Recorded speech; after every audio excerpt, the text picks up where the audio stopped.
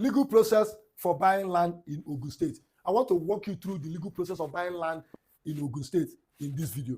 Please stay tuned to the end of this video so that you will learn a lot. Very important, because a lot of people have fallen victim of circumstances. So don't make mistake. If you are planning to buy land in Ogun State, Nigeria, listen carefully, because every land you purchase must follow the right legal process to avoid problems in the future. Here is quick breakdown of the legal step you must take. Number 1, before you buy, conduct due diligence. Before paying a dime, verify the ownership. Check whether the land is under government acquisition, family land, or private ownership. Verify order. Your lawyer can confirm this from Ogun State Land Bureau or Surveyor General Office at Okemonso Abiokute. Otherwise, they can verify from the community. Number 2, engage a property lawyer. In Ogun State, please engage a property lawyer. Never buy land directly from seller without legal representation. Your lawyer will help you confirm documents like the survey plan, C of O, deed of assignment, and family agreement. Very important. There are a lot of issues in Ogun State. Number 3, execute a deed of assignment or contract or sale when this is compulsory. Once everything happens, if you make any mistake, you will regret it. Please don't buy property without doing the necessary thing.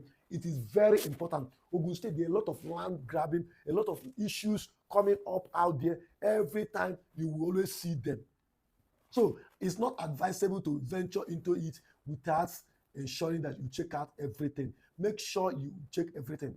Once everything is okay, parties, make sure you check the parties in the deed of assignment. Make sure it's duly well drafted by a lawyer and there's a proof of transfer of ownership. Very important.